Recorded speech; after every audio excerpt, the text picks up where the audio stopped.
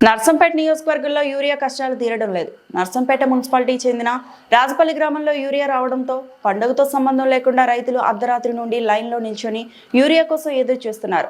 హన్మకొండ అనుష అనే మహిళా రైతు రాత్రి నుండి లైన్లో నిల్చొని ఉండడంతో స్పృహ తప్పి పడిపోయింది. స్థానిక ఎన్నికలు సమీపిస్తున్న వేళ యూరియా కష్టాలు రావడం కాంగ్రెస్ పార్టీకి నష్టం కలిగించే అవకాశం ఉందని విశ్లేషకులు భావిస్తున్నారు.